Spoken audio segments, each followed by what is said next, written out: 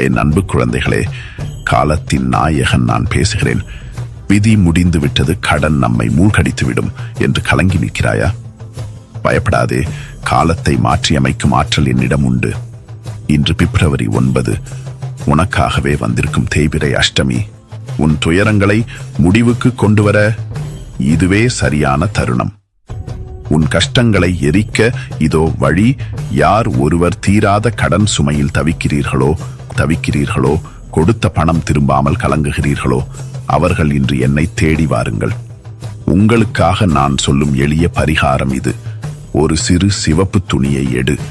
அதில் சரியாக 27 மிளகுகளை வைத்து ஒரு மூட்டையாக கட்டு.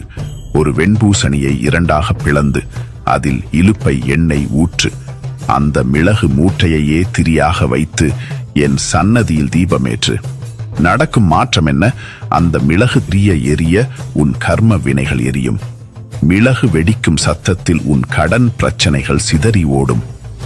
நம்பிக்கையோடு தொடர்ந்து 8 தேய்பிறை அஷ்டமிகள் இதை செய். உன் வாழ்வின் இருளை விலக்கி பேரொளியை நான் தருவேன்.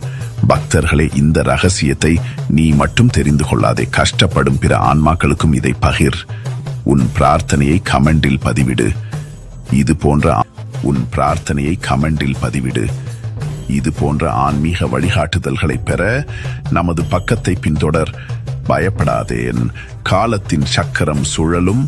உன் காலம் விரைவில் மாறும். ஓம் கால பைரவாய நமஹ.